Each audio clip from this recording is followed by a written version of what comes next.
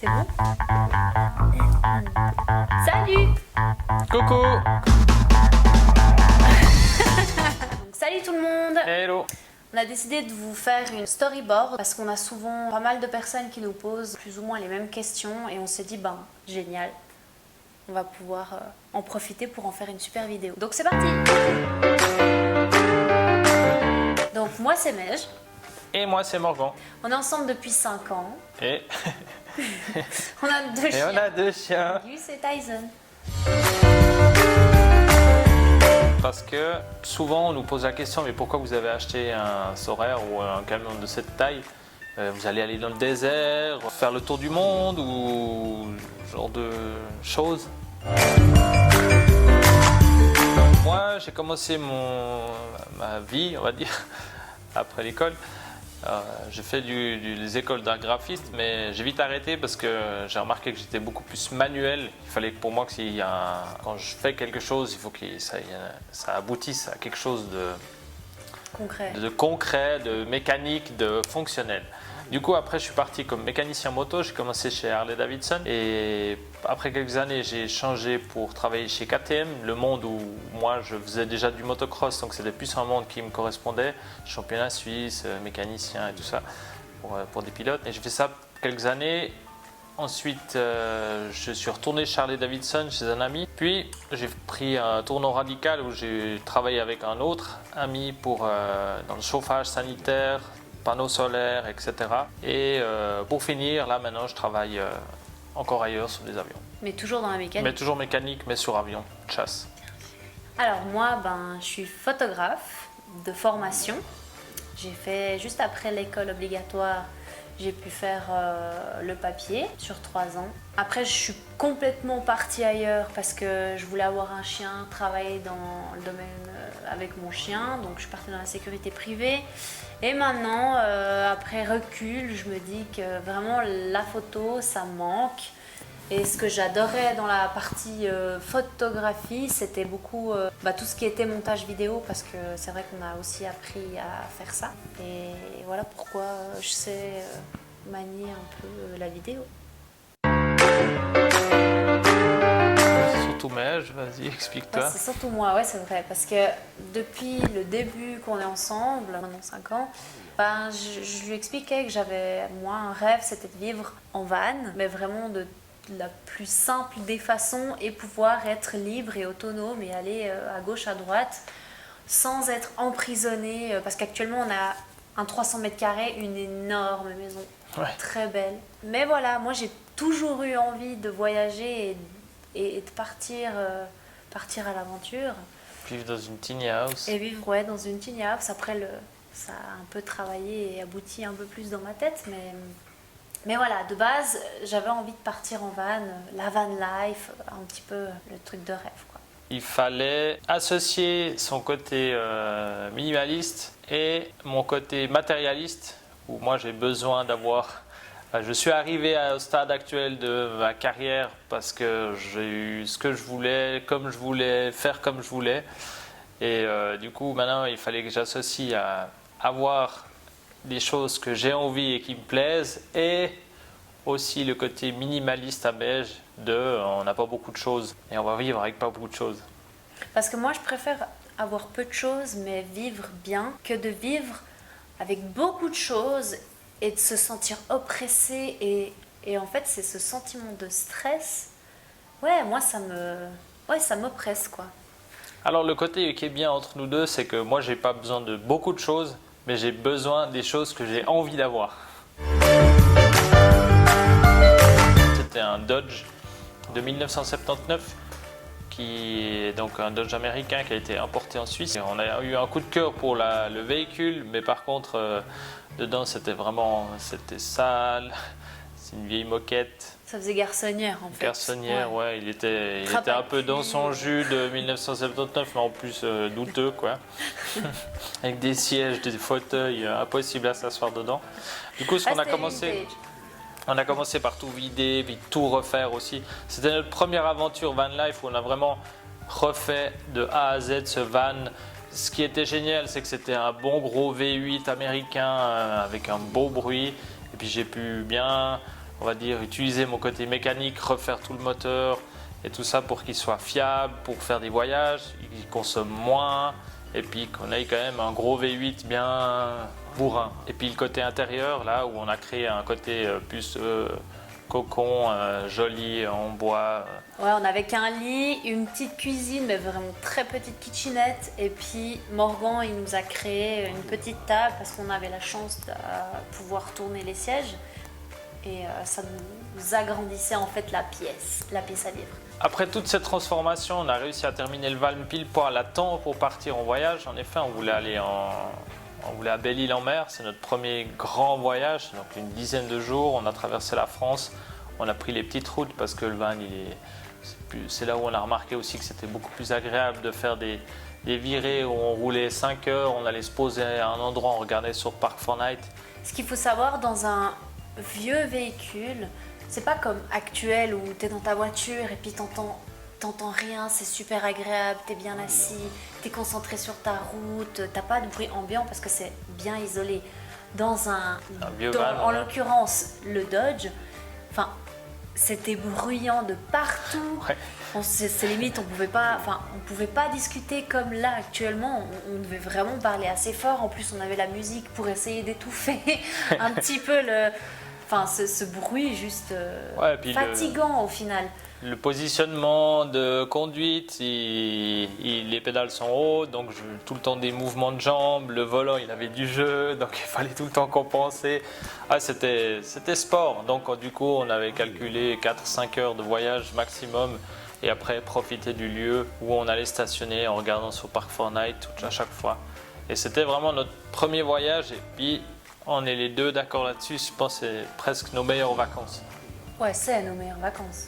Et puis ces vacances à Belle-Île-en-Mer, c'était en hiver. Donc nous, on aime bien, ça a vraiment un rapport avec la Suisse, c'est qu'on aime bien les pays froids, on préfère le froid et s'habiller que souffrir de la chaleur. Du coup, on part souvent en van en hiver parce que c'est plus facile à chauffer avec le chauffage et s'habiller. Et le fait de profiter de l'intérieur du van et puis pas s'étaler dehors. Et là, on peut bien, ça c'est notre côté à nous de vacances, c'est ce qu'on préfère. On n'est pas des farnientes sur la plage. Non, nous on est plus à aller nous balader, qu'il pleuve, qu'il neige, encore mieux. On a eu le coup de cœur sur une maison qu'on a vue sur internet qui était un petit chalet, une plutôt. petite baraque mais beaucoup de terrain autour, de verdure et d'arbres fruitiers. Du coup, cette maison, on a un peu fait tout le nécessaire pour l'avoir avec un ami architecte pour de nouveau utiliser tout l'espace. Malheureusement, ça s'est pas très bien passé. On n'a pas réussi. Première déception. On n'a pas réussi à avoir cette petite maison qui nous aurait bien été. Première grosse déception pour Momo. Parce que moi, je me mets toujours à fond dans les projets. Moi, je suis plus dans l'optique de me dire, si c'est pas arrivé, c'est qu'il y a forcément une raison. Et puis justement, c'est pas pour rien. C'est un signe en fait. Pour moi, je fonctionne beaucoup au karma. Donc, si on l'a pas eu, c'est parce qu'on aura mieux. Je vais me retenir des fois de me gratter la gueule et je veux pas le faire. Non, mais moi aussi, c'est l'horreur. Pour mon travail, j'ai dû voyager en Suède et tout, puis du coup, une fois je suis tombé sur une annonce ou je sais pas quoi d'achat de maison en Suède ou de terrain en Suède. Donc du coup, j'en ai parlé à Mej pour lui dire dis, du coup, ça te dirait pas qu'on aille acheter une forêt en Suède, des hectares de forêt pour un prix vraiment raisonnable, de loin, pas la Suisse. Donc du coup, quelque chose qui pour nous au tarif français est possible. Oui. C'est plutôt quelque chose qui rentre dans notre budget à nous deux. En faisant des recherches un peu plus approfondies, on a trouvé un site internet, donc mnet.se, et ça c'est en fait l'immobilier suédoise. Voilà, donc en Suède tout s'achète par ce site internet, tout se passe plus ou moins par ça. C'est un peu le Google du ouais, et tout de fonctionne aux enchères en fait. C'est comme ça que le pays fonctionne. D'abord, c'est vrai qu'on s'est dit waouh, génial la Suède. Donc on est un peu sorti de notre objectif. On est un peu sorti en cours de route de nos projets et c'est vrai qu'on s'est laissé avoir par les superbes baraques magnifiques à la suédoise. Enfin, Voilà, donc du coup, après, on a est commencé tombé à chercher sur des maisons parce qu'on voyait que certaines maisons à retaper, c'est clair, mais certaines maisons étaient aussi dans notre budget. Du coup, On On est voyait arrivé. un peu gros, quoi, des grosses maisons. puis après, on s'est remis un peu à Sur le notre droit idée de chemin. base. Et puis, on a du coup enchéri sur une petite maison qui avait 11 hectares de terrain, de forêt autour. Et on est parti pour aller la visiter en Suède un week-end. Parce que bien sûr, il faut voir avant de D'acheter. pouvoir acheter. Fallait qu'on Et se là-bas, rende de toute compte façon, on aussi. peut faire un enchère. L'enchère peut s'arrêter à n'importe quel moment. Et puis, comme le vendeur peut refuser à n'importe quel moment tant qu'il n'a rien signé. Donc voilà, on va là-bas, on visite. Évidemment, un gros coup de cœur. La maison est parfaite. Il y a des rénovations, mais c'est exactement dans le style de rénovation qu'on voulait faire ensemble. On est rentré en Suisse et puis on a organisé on va dire, les plans qu'on allait faire pour pouvoir retaper cette maison. Sachant que si on retapait la maison, il fallait qu'on dorme quelque part. Donc du coup, on est reparti sur un van un petit peu plus gros avec une douche qui correspondrait plus aussi à l'esprit suédois. Et puis on ait de la place. Je suis tombé sur une annonce sur un Ibis pour un vieux camion de pompier sur base d'un Chevrolet 430 de 1975 et qui valait rien du tout. Je suis parti un peu sur un coup de tête avec un ami le chercher au fin fond vers le lac de Constance. Et je l'ai ramené ici et c'était le coup de cœur pour Meige. Du coup là on était un peu sur notre nuage. Le van il est trop magnifique, ça va être génial de le construire. Tout en attendant un peu de la réponse de cette maison suédoise qui va être trop magnifique à retaper aussi. Donc on était vraiment sur un petit nuage. Tout va bien, ça va être génial. Pour la faire court, il fallait qu'on ait terminé le van, aller là-bas pendant 3 semaines, acheter du matos sur place, déplacer ce matos, donc il nous fallait une remorque, ramener des affaires qu'on avait ici, là-bas. Enfin bref, le dawa, le gros bordel. Enfin, on avait des rêves plein la tête, quoi. Tous les véhicules que j'ai, ils doivent avoir un côté atypique. Donc du coup, ce van atypique de Ouais, base, ils mais doivent nous représenter. il fallait qu'il nous ressemble. Donc comme le Dodge nous ressemblait pas mal, il fallait que ce camion de pompier il nous ressemble aussi. On est parti sur des grosses transformations. Une rehausse de toit automatique, à vérin, enfin. Du covering de malade, des jantes de tout terrain pour aller dans la neige en Suède. Et là arrive la deuxième grosse déception. La maison en Suède, malheureusement la famille qui possédait cette maison par héritage, ils vont au tribunal parce qu'ils n'arrivent pas à se mettre d'accord. Donc du coup le vendeur me dit que ça ne va pas être possible.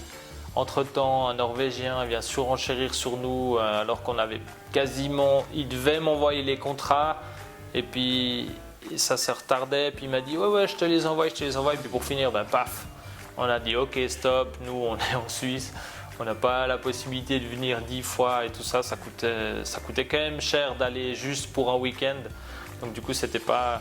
On a dit ok, on laisse tomber, on fera différemment. Et je me suis dit, mais en fait, on est en train de s'éloigner de notre projet de base qui était de poser une petite tiny house dans une forêt. On en a pas mal discuté avec Morgan.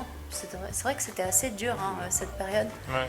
Parce qu'on avait vraiment déception sur déception. Et c'est vrai qu'on s'est dit, mais il nous faut juste une forêt et il faut juste poser le véhicule. Et au pire, on peut construire juste un hangar. Comme ça, pour des projets futurs, on vous expliquera plus tard, Morgan pourra réaliser ce qu'il veut faire.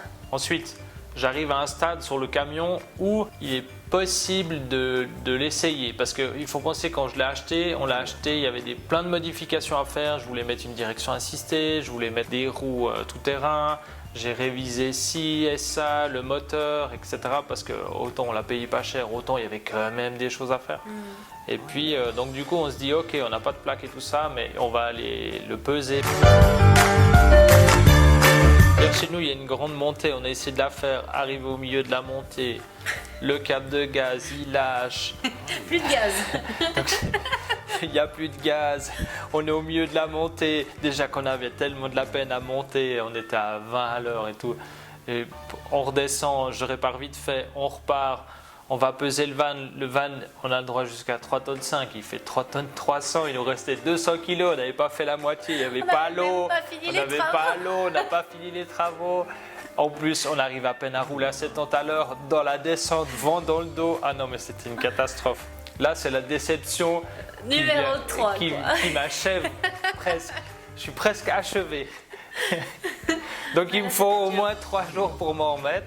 Pour dire, il est tombé malade. Je sais pas Il quoi. est tombé malade parce qu'il y avait trop. Il y avait trop, j'en avais trop sur la conscience là. J'en pouvais plus.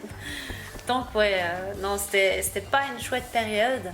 J'ai acheté un camion de pompier, ça avait l'air super. Et je lui ai vendu du rêve et en fait c'est de la merde. Bah non, malheureusement, voilà, on ne pouvait pas. On était dans nos projets, on était un peu dans notre bulle et puis c'est vrai que la réalité, elle nous a très vite rattrapés. De nouveau, je tombe sur une super occasion. Une dépanneuse, ok, vous allez me dire une dépanneuse, voilà. Dépanneuse Chevrolet américaine 4x4, on s'est dit super, la Suède de nouveau, le 4x4 c'est bon. La dépanneuse en 5 tonnes 5, ben, j'ai de la marge pour mettre du poids derrière. J'ai contact avec un ami qui pourrait me faire une cellule de camping derrière sur mesure, super. Seul hic, la dépanneuse, elle n'a pas été totalement importée en Suisse.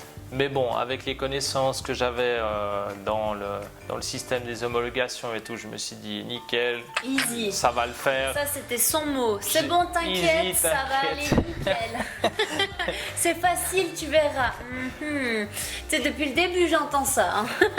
Je me lance dans les procédures pour la faire immatriculer. On pouvait entamer la procédure, mais t'étais pas sûr à la fin d'avoir le papier final qui dit waouh, super.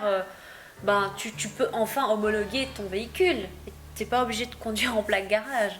Donc après quelques semaines de remue-ménage pour immatriculer cette dépanneuse, 4e déception.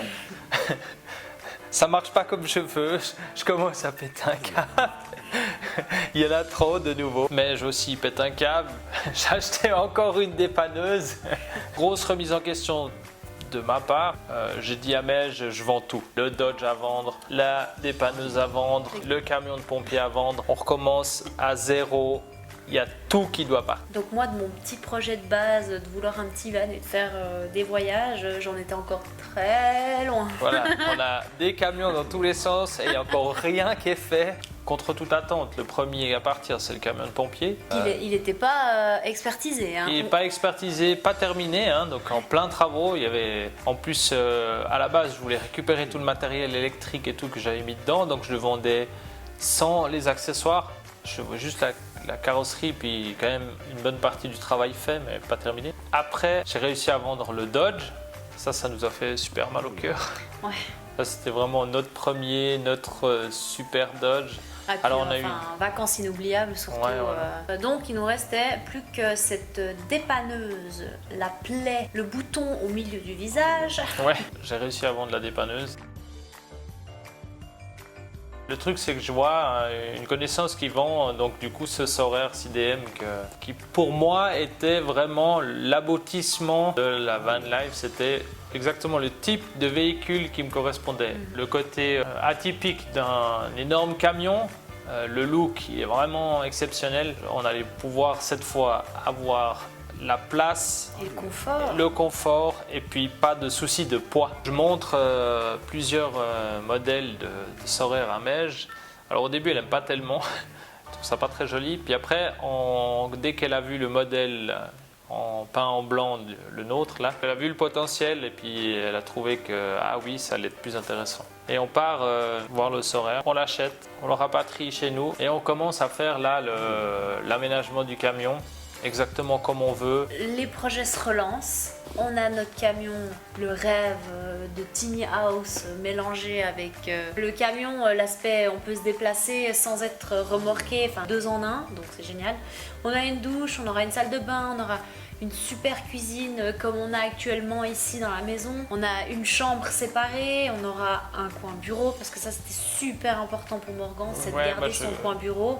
Je suis un geek quand même dans l'âme et tout, simulateur, jeux vidéo, tout ça. Et il fallait que j'aie un endroit où je peux mettre mon ordinateur de jeu. Ouais. Nos projets, c'est de vivre dedans. Ouais. à l'année. Pour pouvoir y vivre dedans, il faut qu'il y ait des choses que moi je fais tous les jours. Parce que bricoler, je le fais aussi tous les jours. Mais s'il fait moche, il y a des moments aussi où j'ai envie de me poser et puis jouer aux jeux vidéo.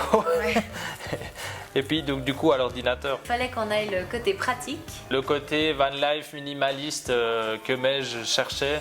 Et puis il y avait encore la cerise sur le gâteau, c'est un camion, un Saurer magnifique, il est de 85, donc c'est quand même aussi un vieux véhicule.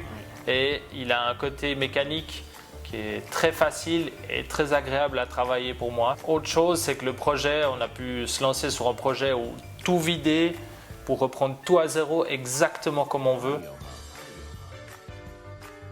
En bref, on aimerait finir le camion avant octobre pour qu'on parte 3 semaines en octobre pour aller visiter des terrains. Et on aimerait bien acheter.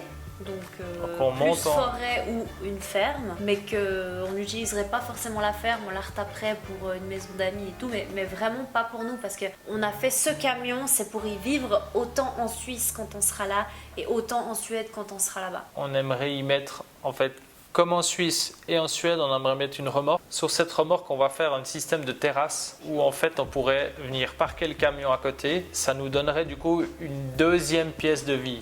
On aurait une ouverture et puis on aurait un salon avec un poêle à bois ou comme ça. Si on veut inviter des gens, on est moins... Exactement, le camion reste un camion de voyage et notre chambre à coucher cuisine et on aurait un sorte de salon pour pouvoir accueillir des gens et puis disposer d'une pièce en plus pour le reste de l'année.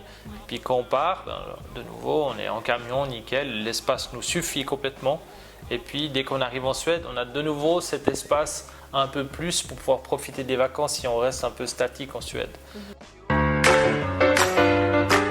Dans les projets de Suède qui nous ont vraiment aussi intéressés, c'est que c'est un pays où il y a certaines libertés autres que la Suisse. Par exemple, moi j'ai fait beaucoup de cross enduro. La Suède, c'est un pays où c'est plus toléré de ce niveau-là. Et du coup, j'aimerais créer une sorte de camp d'enduro où j'aurais un garage qui serait fixe là-bas avec l'eau et l'électricité, où on peut relier le camion, pouvoir inviter les copains à faire des sortes de camps entre potes ou entre connaissances et pouvoir profiter de ce lieu, de cette forêt. Puis d'être libre en fait. De partir de comme j'expliquais au début, ce stress.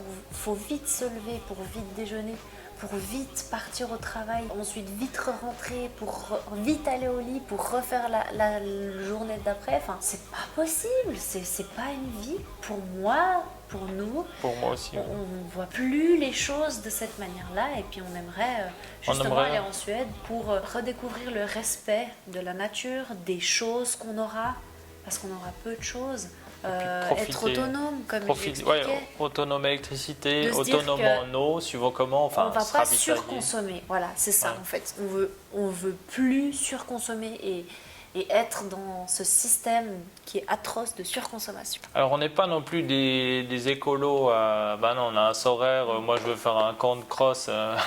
En Suède, c'est pas ça l'objectif. Nous, c'est juste que nous, on aimerait consommer moins parce qu'on aimerait du coup gérer en fait nos consommations, gérer notre argent comme il faut. Et puis le but principal, c'est de profiter de la vie tant qu'on est encore jeune et puis de pouvoir faire au moins toutes les activités et aussi le fait, on pense que vivre plus, on va dire plus sainement et plus apaisé.